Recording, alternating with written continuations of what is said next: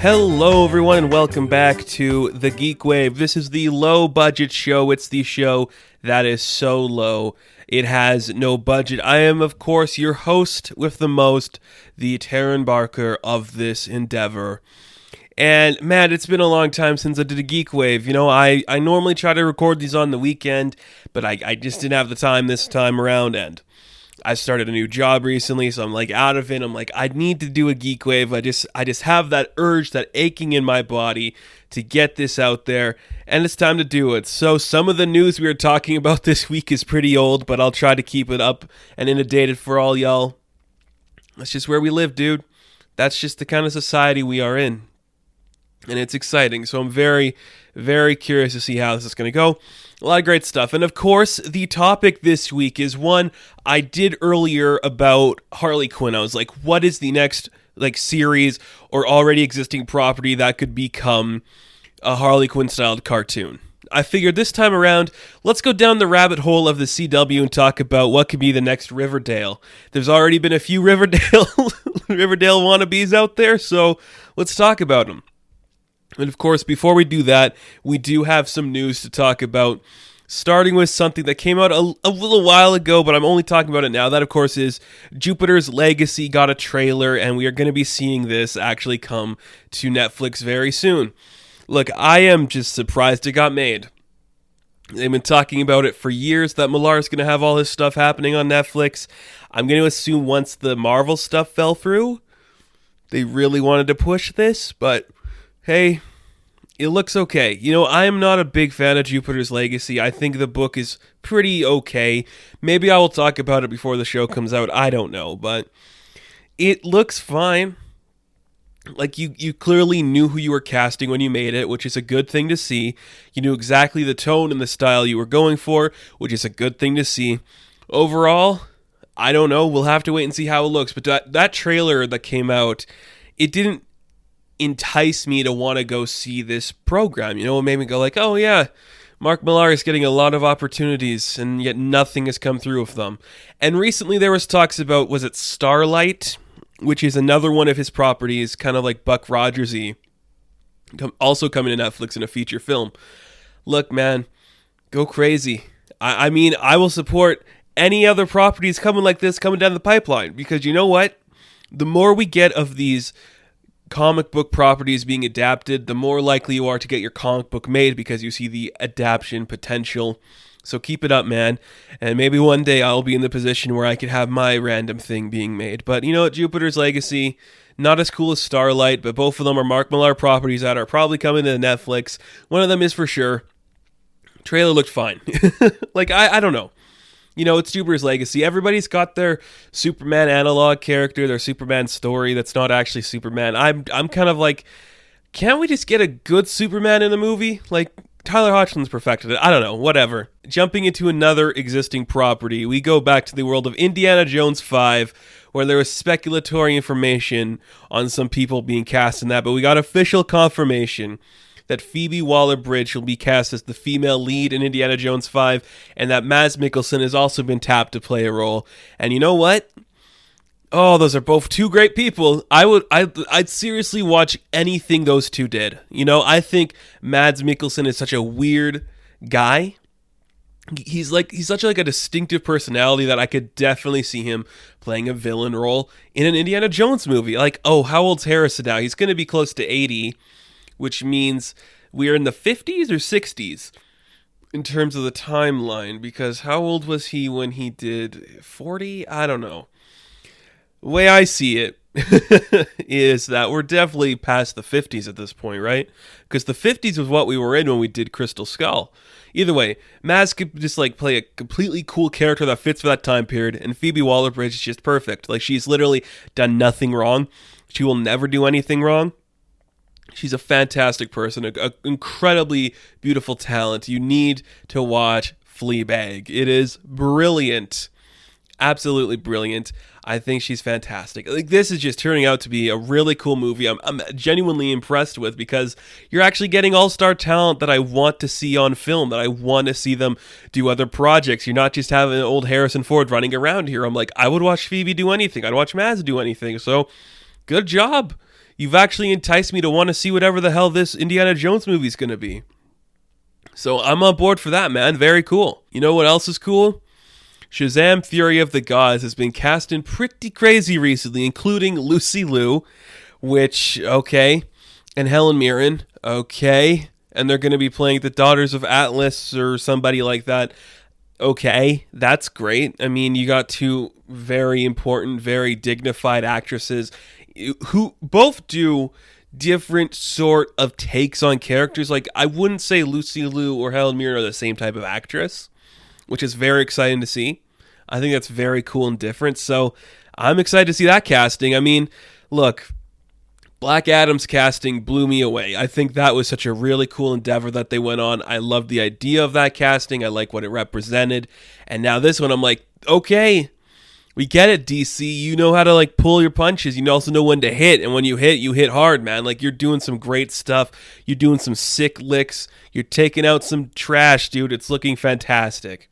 Also, announced today, guess what started filming, or guess what started production, I should say, is the Flash movie. The Flash movie has officially started production today, so that's cool, right? We're all very excited about this. We're all looking forward to seeing whatever this endeavor is going to be, so thumbs up to that crew. I'm not excited for the Flash movie. It doesn't need to exist. That's neither here nor there, but it doesn't. It shouldn't exist, but it does. Ugh. It's tiring, man. It's tiring, but that's just where we are. That's the lives we live. That's cool. You know what else is cool, guys? Guess what? I mean, I talked about it surprisingly more on this channel than I thought I would ever talk about it. But Bridgerton, that hit series from Netflix that has taken the world by storm. Its lead actor is going on to do great things all over the world. That got renewed for a season 2 recently. It also got renewed for a season 3 and 4. So, I'm thinking, and I'm only thinking this because I've watched all of Bridgerton when I was super drunk, and I actually enjoyed myself. I'm thinking maybe we do a live stream for season 2 where I just do a couple shots each episode. If anybody is interested in that, please let me know. Or I record myself, we'll see what happens. So I'm just like, okay, you're doing 3 more seasons of Bridgerton. I think you can handle it. I'd be curious to see how it goes, though. I'm just like, three more seasons. We could get 4 seasons of this premise. I mean, Shonda Rhimes, she can stretch anything out for an infinity amount of time, so I guess I shouldn't be surprised. I'm just like, wow. Bridgerton. The train engine that everybody thought could do it continues to show that it can do it. I'm just like, really? Bridgerton's the hill we're going to die on with this? Okay, let's knock him dead, kid. Let's get some Bridgerton stuff out there. Fantastic. It's good. I actually enjoyed Bridgerton, and that is the most shocking thing in the world to me because it is nothing I like in my storytelling or my creativity or anything in that regards. I just can't believe it exists. But whatever, man. Whatever. And today was a big day in the world of Marvel Cinematic Universe news because we got our first official trailer, teaser. They didn't say. It's about the length of a trailer, but Shang Chi and the Legend of the Ten Rings is officially giving us its first look. We got some great photos from Entertainment Weekly that showcase Simu and all of his glory. We got some great stuff with Awkwafina and every actress and actor in this show. I love it. I think this teaser was really cool. You know, after just reading some recent Shang Chi books, I'm like, what direction is this going to go? I'm not too certain on how they're going to spin certain things. I like the idea of, the father being like this important figure in Shang-Chi's life. I think that's very cool. Because that's true. I mean, that's a big part it plays in that character's world, in that lore, and how he's kind of like on his own at the time as we start this, and he gets sucked back into the world. So we don't have to do the origin story, though we see glimpses of the origin story. We don't have to like fully commit a movie to doing the origin story. We can just go like, yeah, he already knows how to do the kung fu. He's already trained in this way. He went back into man's world, pretty much man's world. I should have just said like, American culture probably, because it looks very American culture, but he comes to the man's world in a sense, and he's living his own life, and then suddenly he gets sucked back in, and it's very cool. Simu's a guy I absolutely love. I've adored everything he's done up until now, and I'm very excited to see him get this chance because he looks great. Like, the action looks good. He looks the part. He fits the bill so far. But I have to bring up one of my favorite people ever, Awkwafina. She just stole it again. I like this girl, okay? I understand it's an acquired taste, but I like this girl. I want to see her do more. Awkwafina's a cool person. I respect that. I think she's funny and engaging and different and a unique personality in a world where there's not a lot of uniqueness. So Awkwafina's great. Simu Liu's great. I want more of this. Give me more Shang Chi, man. I want to see all of it. I want to see all of this. There's like a Razor Fist is in there, which is kind of cool to see. Maybe a dragon, a big rock thing at least. Oh, it's fun. And actual rings this time. I mean, I liked the twist in Iron Man 3, but it's cool to see that the real Mandarin's like, you besmirched my name there, Ben Kingsley. Let me come at ya, and let me come at you hard. Very cool stuff. So that's all the news we got, unless you want to talk about the Rock'em Sock'em Robot movie with Vin Diesel, which is just a remake of Real Steel, if you want my honest opinion. Whatever. Great stuff. It's a great time to be alive, everyone. We have some great content and great stuff going on, and just in terms of popular culture. But when we come back from our break, let's dive into the world of something I very, very much don't like. That, of course, is Riverdale, so let's take a break and enjoy what's next in store on the GeekWave.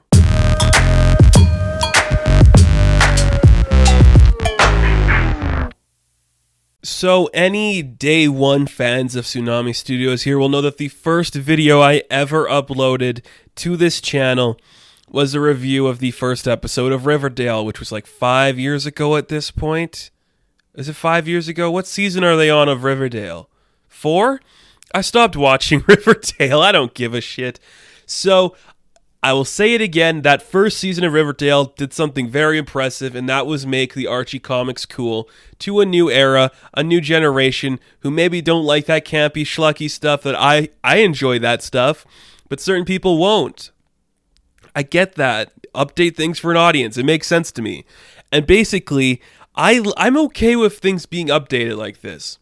I've said it for a long time. It's like, it makes sense. You are in an era where there's a lot of things that your audience can handle, and sometimes it's like, oh, everything's campy and cute. A lot of your general audience doesn't like that for some reason. And this isn't kitty cat shit, you know? This is adult stuff. I'm saying CW, that's not really adult, but you know what I mean? Like, there's that mature aesthetic where everything's like sexy and sleek and modern. You get it. You've seen Riverdale. So, with the release of Riverdale, I think going on like 4, 5, or 6 seasons, one of those numbers of seasons Riverdale's going on to, and with the announcement of Kung Fu, I think that just premiered a couple weeks ago. I wanted to check it out, but I'm like, I don't know if I do anymore. So CW did Kung Fu, a reboot of that. They did a reboot of Walker, Texas Ranger, which I don't like at all. I think it's bad. And with a reboot of the Powerpuff Girls coming to the CW, on top of all their stuff with DC, I figured, let's ruin some more franchises for people. I'm kidding. I don't think I'm ruining any franchise with this list. So basically, the concept is, what's the next Riverdale? Well, I have a few choices here. In particular, I have 8 choices for you guys. And I think these would be great candidates to be the next Riverdale, the next show in that variety style that a lot of people can relate to and just be like, cool, this is awesome. Look at how sexy KJ Apa is. It's this guy who's not like Archie at all. And look how they're like killing people and murder and intrigue and mystery, and the dads are involved and the moms are involved and incest and murder. Did I say murder? And you know, Luke Perry, R.I.P. You get it. Powerpuff Girls. Chloe Bennett's doing a thing. You guys get it. You've seen stuff. Jared Padalecki's Chuck Norris now. You get it. The CW. I razz them a lot, but they have really done better than most production companies and when it comes to figuring out how to please your audience. Those shows, love them or hate them, they really get the push for like 7 seasons, and that is very consistent and almost unheard of in other television. Very cool. So, let's start with the obvious one. When we're talking about mature, sexy, murder, mystery, what comes to mind other than Scooby-Doo? I'm literally astonished this hasn't happened before. We usually tend to veer towards like the kid-friendly stuff, like the very kid-friendly stuff with Scooby-Doo, where everyone's kind of silly and dumb and creepy and different. And sometimes you go back to like the early 2000s where everything's like inadvertently sexualized because we don't know what kind of genre movie we're making. Let's actually try with Scooby-Doo. I think you've got enough characters there. You could set it like in one town, if you wanted to, and each of the kids, I don't know, they're just doing stuff. You got your popular kid and Fred. Velma's the nerd. Daphne's the cool cheerleader. You could have Shaggy just be like the stoner. Like you got your quartet right there. That's just Archie, Betty, Veronica, and Jughead. That's just them. You make that. Then you add in like, I was thinking about this. How would you add in Scooby-Doo to that mix? Because obviously it would go against the nature of the show where everything actually turns out to be fake if the dog could actually talk. So my plan was, what if Shaggy is constantly high, or he takes some weird LSD thing, or just something stupid? Give him like some weird drug, like a mystery drug. Just call it the mystery. And like the dog starts talking to him. And the entire time, you could do it like Riverdale does, where it's like Jughead writing a book. Shaggy could just be describing how he thinks the dog would react in like a flashback or whatever. Narration from Shaggy. Get Dylan Sprouse to do it. I don't know. I think it'd be fun. I think like if you're going to do something like that, you already have the mystery element. People love a good mystery. You could do like a bunch of mysteries of the week. You could do a big mystery throughout the entire season with like ghosts and ghouls and werewolves and monsters and all this different kind of stuff. I think an audience would respond to that. Because an audience, the Riverdale audience would love Scooby-Doo. They would. And we've tried it with like little kid stuff where it's cartoons and silly, or we tried it where it's like really sexualized and weird. But let's try it the Riverdale sexual and weird and childish, where there's like the love triangle between everyone, and like the dog could be doing something, and maybe somebody's dad is the sheriff of this town, and maybe like the school teacher's like a killer or like a mystery freak or something, Fred's on the football team, and Shaggy's like not wanting to be there. I don't know. You get like it works. It really works. I'm amazed no one tried it. Like seriously, put in the time and effort. It would make so much sense to me. That's the route you go down, because those are how those characters would play off. It would work really well.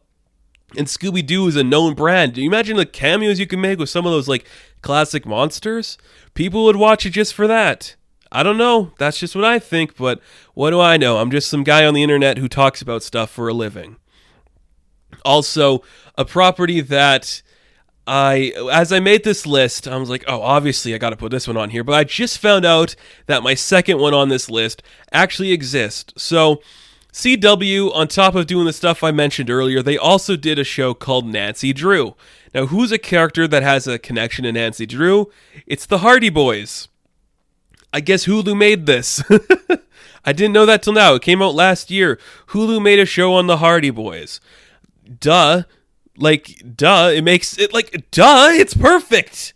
A couple of twin bros, if you wanted to make them the same age, or I think they do some younger and older stuff sometimes, but, it would work. Big mystery, a couple detective boys. Makes sense to me. Like this one again. It's just like Scooby-Doo and Riverdale. You gotta get it right. And it's gonna make so many people go, awesome. I love this interpretation of the Hardy Boys. Because you know who isn't reading a classic Hardy Boys book? Today's youth. I don't even think I've read a Hardy Boy book.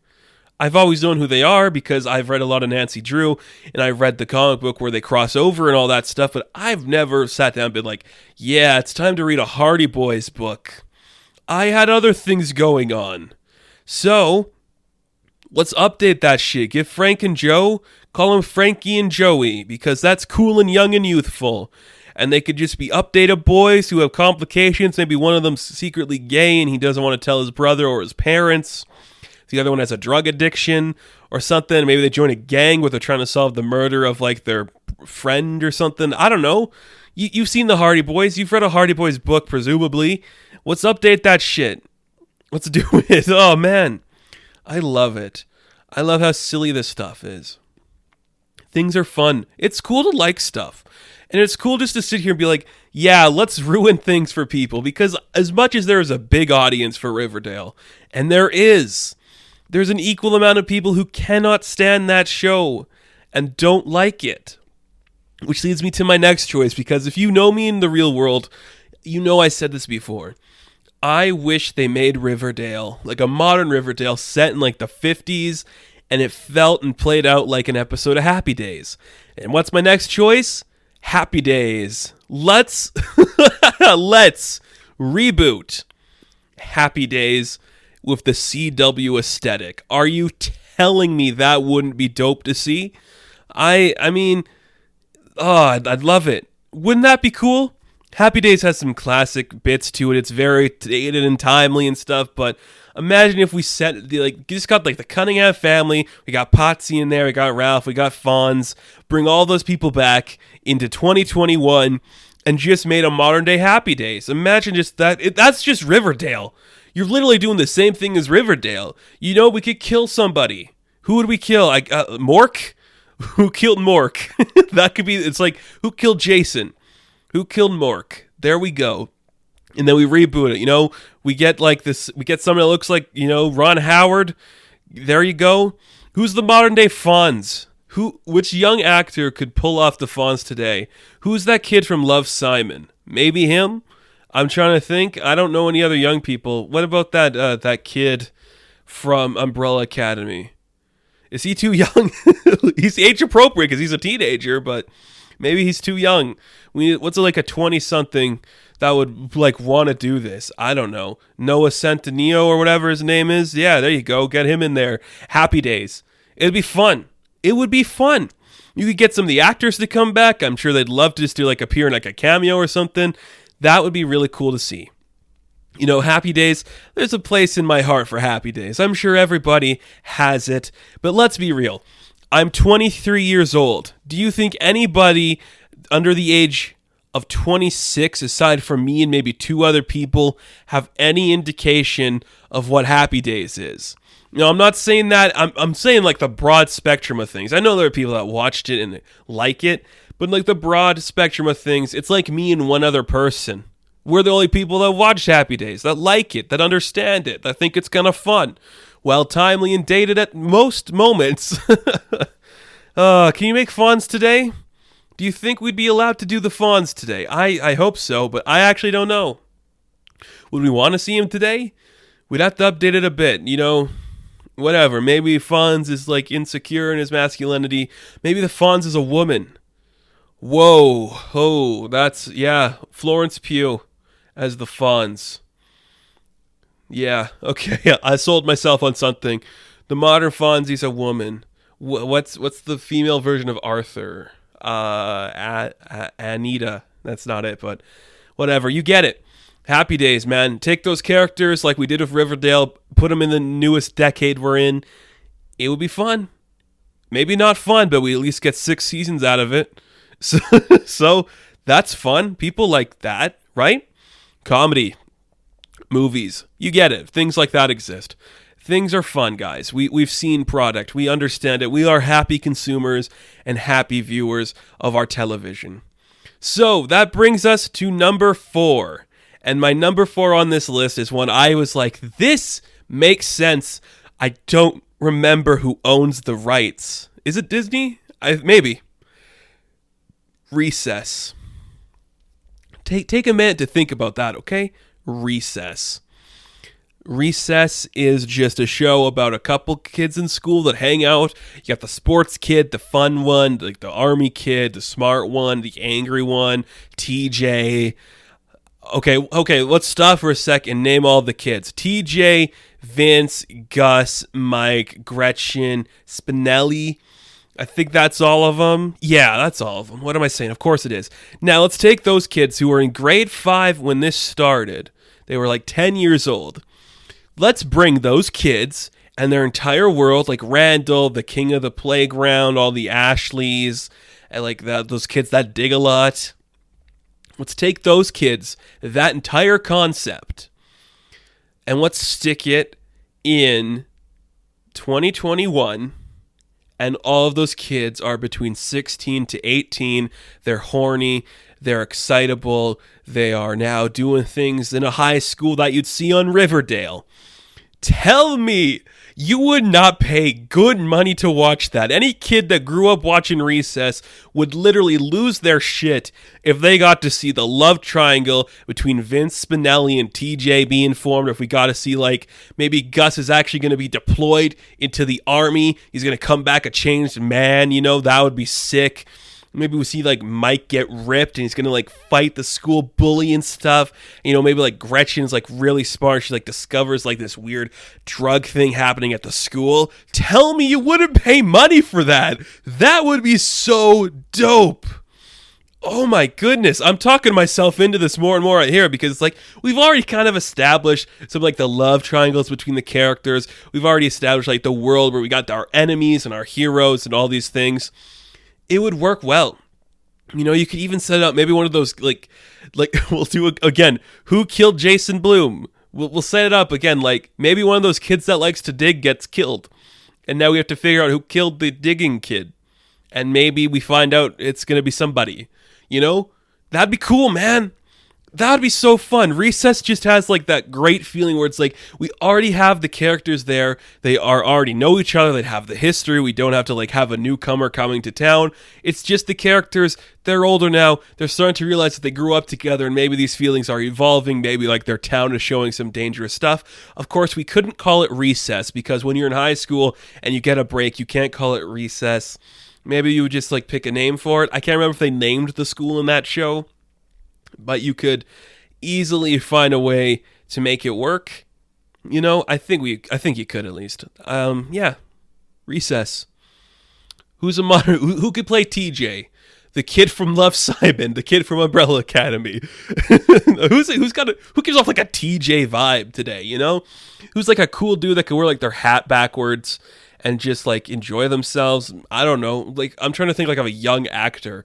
I actually can't think of any.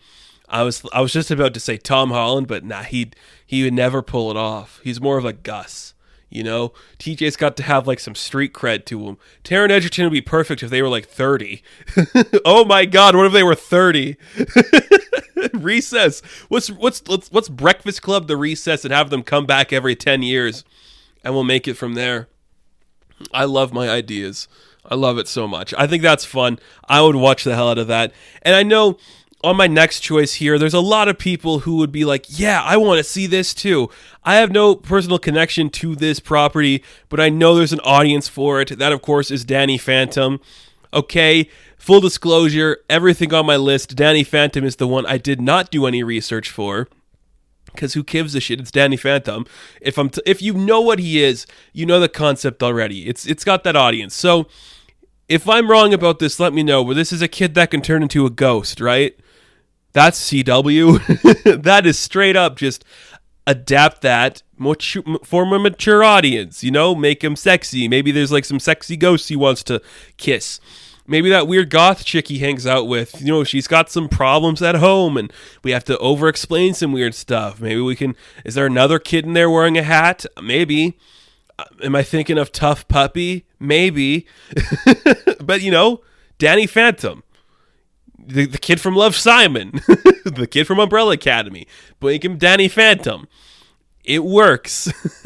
I think it makes sense.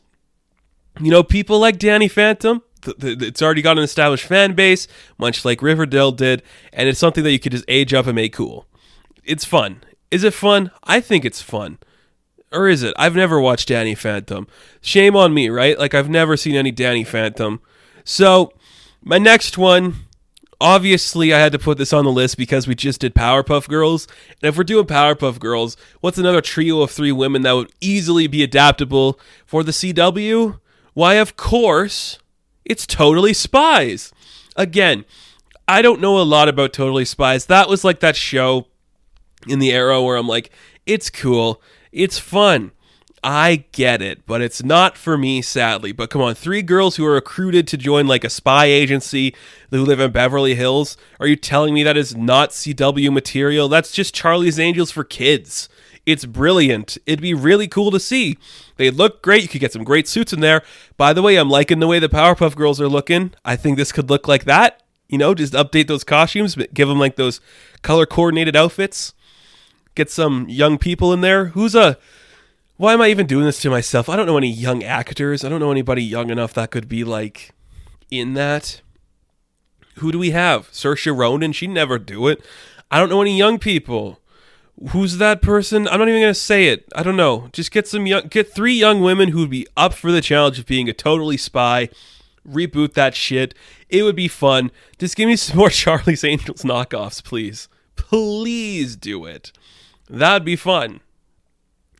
And of course, the next one I have here, I'm really excited I put this one on my list. I was debating to put this in Sailor Moon. So actually, let's talk about Sailor Moon before I do that one.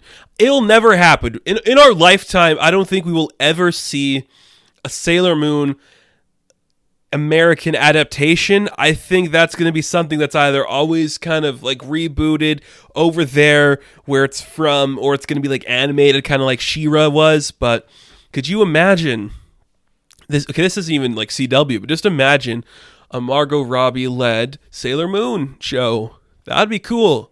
I would pay money for that. I like the concept of Sailor Moon. I like those characters. I don't know why I said Margot Robbie, because that might be too old. But hey, age them up. I don't know. Like Breakfast Club it. Let's make them older. I don't know. I just want more Sailor Moon stuff. I think an American adaptation of Sailor Moon could work, especially on something like the CW where we're already playing with those emotions. Obviously, we'd focus more on like the high school stuff, but do we really need to show anything else with Sailor Moon? You know what you're getting from it pretty much, so there's nothing like extra you have to add or say to add anything to it. But hey, I'll take it. I'll take some extra Sailor Moon in my life. I think that'd be really fun and really cool to play with. I like Sailor Moon. Is that weird? I don't think so. Let's get the kid from Love, Simon, or the guy from Umbrella Academy. Not the kid from Umbrella Academy. Klaus. So, before I interrupted myself with Sailor Moon talk, I was going to bring up this next property that I'm like, oh, I'd love to see this. And that, of course, is The Grim Adventures of Billy and Mandy. Now, this one I have seen a lot of, but I haven't seen the full show. Basically, these two kids get put in a home together. They become friends with the Grim Reaper. I think there is a really cool area to explore there for a more adult teenage audience. You could take these two people that are kind of like, they're they're rough around the edges in terms of their house. One of them's a little more optimistic because Mandy's a little more angry and aggressive. She maybe doesn't want to be in her home. She doesn't like the world she's around. And then you could have some known actor, Donald Faison, I guess he's doing like the guy from Powerpuff Girls. You could have a known actor come in, play the Grim Reaper, and you could play it a little bit more maybe satirical, or you could go full intense gritty. You know, you could either go down the rabbit hole. It's like, I'm trying to make your life better as the Grim Reaper, but you're being a little bitch about it. Or you could be like, okay, it's grim, it's dark. Let's do something scary with this. Either way, I think there is an audience for that. I think there is a people who would want to see that, who would be like, that is so weird. Why are we doing this? But it would have people being like, cool. You know, it could definitely play into some more of like the dark areas that I know the CW likes to explore, where we can get some maybe just like monsters and creatures kind of feeling. But it's more just like the ambiantic feel of death, where everything's like surrounding you and enclosing you, and it's weird and creepy. And death is this guy who just doesn't feel anything, and suddenly you have that in your life, and how does that affect you and your friends, and you realize everything is pointless. It's a grim adventure. I think it'd be fun as a comedy, but the CW, they just like their jokes. They're not full-up comedies. They just like their jokes. That's the CW. So, I have one more on my list. I put this one on because it's a current comic book I'm reading, and I'm like, I could see this working for the CW. I don't normally do that, but it's Strange Academy. Strange Academy, what if all of the magical kids in the Marvel universe went to a Harry Potter school, but it's better than Harry Potter. The characters are actually likable and distinct and different, and they got a great voice and feel to it, and every issue takes us to another adventure where we're seeing like the relationships form, we're seeing the depth of the characters, we're seeing the world around them react to how these kids exist. It's good. I love this comic book, and I said from day one, this feels ripe for adaptation, and it feels ripe for something like the CW, because they love their like kids in school doing stuff. But this one kind of works because all the kids are already from an established magic universe, so you wouldn't be upset of just having like this random crap happen, you know? I mean, obviously, the CW would never touch this, but in the fantasy world, the Strange Academy could be Marvel, the MCU's Riverdale. It could be like those heightened things where we play with like Doyle being scared of becoming his father. You could play with stuff from like these Asgardian kids learning to control their magic, you know? You have like the demon kid come in. Desi was her name, I believe. You know, we could play with these different things, these different feelings, these different angles of the Marvel Universe and have some real depth to it that I think would be fun to explore, you know? Such a good book. I recommend it to everyone. It's one of those few comic books where I'm like, this is really smart and poignant, and it knows exactly the story it's telling. It's got some great character moments. It's got some great structure. Everything about it works really well. Seeing those characters brought to just brought to live action would make me really happy. One of the few times I'd say don't get the kid from Love, Simon or Umbrella Academy to play him. Just find some unknowns and like really go to town on this, because it could be like that juicy morsel that you just like want to suckle on. Maybe not the best expression for a kid's show, but I'm sticking by that. It's just like that. Ooh, I like these characters. I like the world it's building. You know, you could get a really sexy guy. Oh my God, I just had the best idea. Okay, listen to this. The sexy man from Bridgerton who like had the kink thing and didn't want a baby. He can play Jericho. He could be Dr. Voodoo on Strange Academy. Whoa. That was so cool. Oh, I just keep talking myself into stuff. I love it. Oh, man. That is amazing. I'm happy with that. I mean, I could end right there. What's his name? What is the name of the sexy man for Bridgerton with like the hates daddy kink? He hates his dad. That's his kink. Oh, something Page, I think. Jean Page, something. You get it. The guy that should be James Bond. Make him Jericho. Awesome. I think I'm tapped out. I could say Power Rangers. They've been consistently doing that for decades. I could say Ninja Turtles. They've been consistently doing that for decades. I think I peaked with Strange Academy and Recess. Those are the two that I'm like, yeah, do it now because you'll never, ever do it again. It's fantastic. You know, Riverdale, it's a hit or miss most of the time. People like it for some reason. I fall on the side where it's like, I'm glad it exists because at least it's getting like the name of Archie out into the public, and maybe at least some stupid kid would be like, oh my goodness, there's Archie comics? And there are some good Archie comics out there. Mark Waid did an incredible run recently. Well, not recently, within the decade, I'm pretty sure. You know, there's some great horror books like Vampironica, Jughead the Hunger, Afterlife with Archie, that kind of stuff.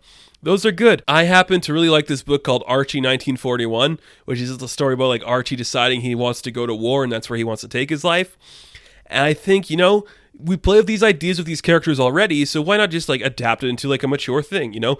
Let's take Scooby-Doo, make it about a town mystery, same with the Hardy Boys. We could take Happy Days. We could have like just like some fun modernization of that world. We could take Recess, who killed one of those digging boys. Danny Phantom, Ghost Boy, is now sexual, and he wants to kiss Goth Girl, maybe? Are they related? Beats me.